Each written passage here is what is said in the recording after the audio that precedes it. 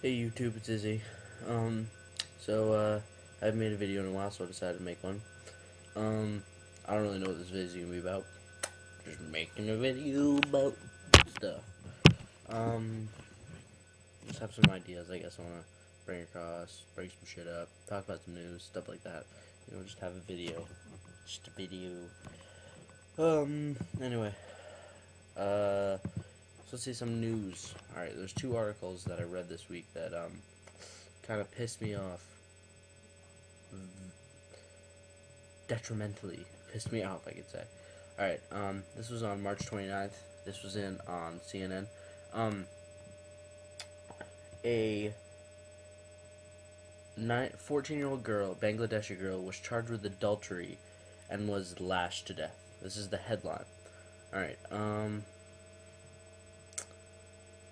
Hana Akhtar's last words to her mother proclaimed her innocence, but it was too late to save the 14-year-old girl. Her fellow villagers in Bangladesh Sharayaput district have already passed harsh judgment on her. Guilty, they said, of having an affair with a married man. The imam from the local mosque ordered the fatwa, or religious ruling, and the punishment 101 lashes delivered deliberately in public.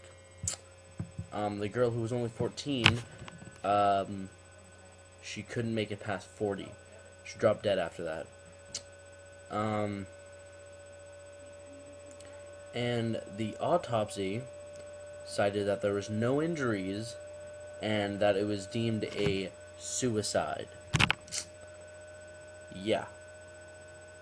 This is going on in our world right now. This was the 29th of March. Can you believe that? A girl, 14 years old, who, even though she still said she was innocent to her dying breath, that she was charged with just sleeping with a man, was killed in public. Was killed. Killed. Death. She no longer exists at all because she supposedly slept with a married man. And the man, his punishment for sleeping with someone since he was married, was to receive 201 lashes. Problem was, after getting struck a few times, he ran away and they didn't even try to pursue him. He was left to go and he was all good. Just a great day for him. This is the problem with religion, guys. This is the problem. It causes people to do things that morally that they would otherwise never do. Ever. They justify themselves with God, and this is their justification, this religion, to do these things is, oh, God told me to do this. Well, fuck you, he didn't. No one told you to do that. This is made up shit. And because of that, a little girl is dead now. Completely dead. And even though she probably wouldn't have made it that long anyway, because you know why? You live in a shitty country.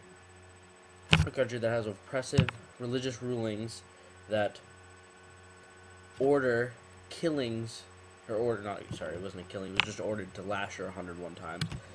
That order this. This is the world that they live in. This is the world that I live in, that you live in. What the fuck? This sucks, alright? That sucks. This is just my first article, so holy fucking shit. Alright, next article. It's gonna be a little better, probably. This is on TrueTV.com. They do a bunch of, like, documentary stuff like that. It was just for a statistic I saw. Pot arrests are near record high. Yeah, war on drugs. It's doing great things. Anyway, according to FBI statistics, in 2009, more than 1.7 million people, 1.7 million, were brought in on marijuana-related charges. Almost half of them, 758,593 to be exact, for simply smoking pot. For smoking an herb found outside, in nature, grown on Earth, naturally. They went to jail. They were imprisoned. What is the matter with the world? First this, killing a girl for some adultery, And now this statistic that I see, what is going on? And the cost to the taxpayers, you know, you're trying to cut budgets and all that kind of shit that we're trying to do now, save the economy. Guess what? It costs taxpayers an annual 10.7 billion a year to keep these people jailed. People for smoking a plant outside. While you sit at home on your little couches, fucking drinking your beer away, watching fucking football. This is what the world has come to. We're getting arrested now for smoking a plant. This is why I advocate for these things, because I personally don't want to be in prison, but I don't want other people, my fellow men, my fellow human beings, to be in prison just because that they're smoking a plant. It's beyond annoying. It's irritating. It's frustrating. It's stupid. That's what the government is. It's stupid. And here's another video, or another link that I have.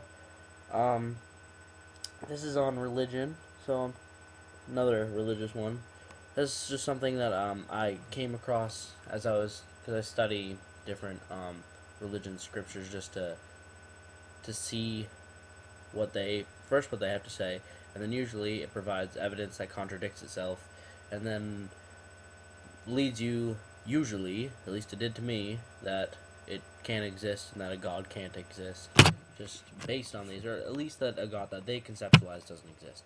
Maybe an energy force that is in the 10th dimension outside of us. That's probable, but there's no real way to tell, and all evidence points against it, kind of.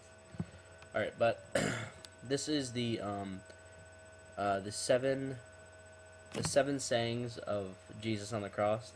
They usually do this during Lent or Holy Week or Holy Week or Good Friday or something like that.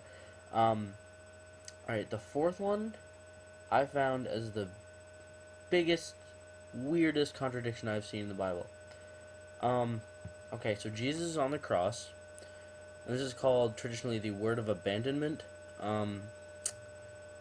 It's in Matthew 27:46 and Mark 15:34, and it's also the opening of Psalm 22.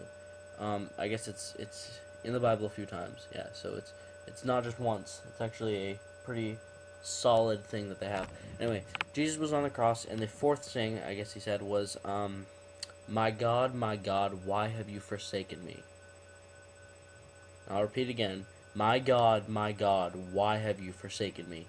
Now, doesn't that strike weird to anyone that Jesus, who is part of the Holy Trinity, you know, the Father, the Son, and the Holy Ghost, Jesus being the Son, who's a part of God, he's one of the Trinity of God, you know, like, as comparing to, like, water, being able to be a gas, a liquid, or solid.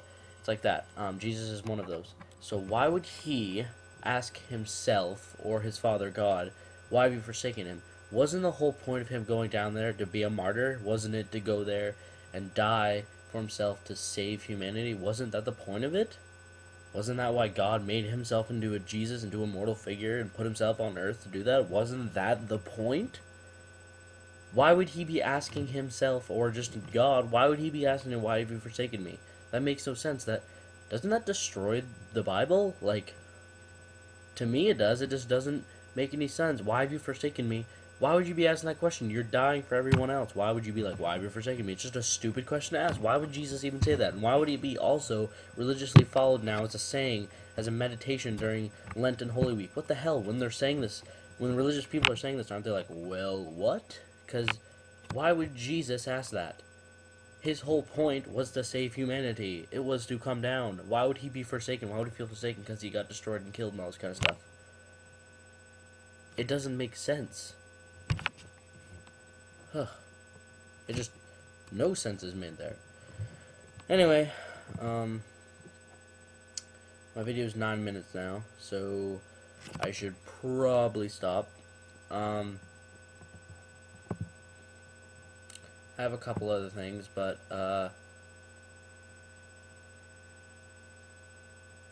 actually I have one more thing. It's my idea of what I was thinking of morality a lot. two things I've been thinking about a lot: cause and effect and morality. I think they're both very big parts of philosophy and what the world is. I'm thinking about them a lot more. I might make a video on them next week, actually.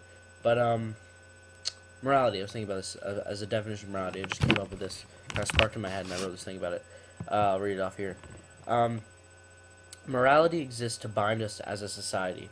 You are heroic not just for the betterment of you, but for the betterment of both of you. For the betterment of everyone, society. We are compassionate for the betterment of society in the hopes that the rest of society will return the favor. We don't kill or rape because we wouldn't want that done to us. And so, to protect society and the greater whole of ourselves, we abstain from them. Lying too. We don't lie simply because we don't want to be lied to. Morality is not this figment of our imagination that can't be solved, that the only answer is that we got it from God.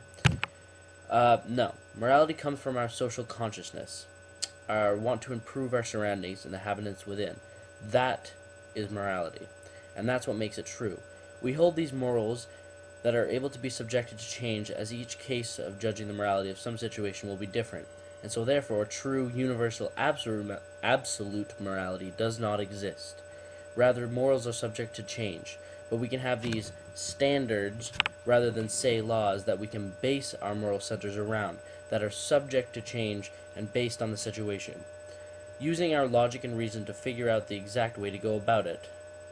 No absolute truth exists, and morality is the thread that binds our individualistic, single-perspective minds together in the search for the betterment of all.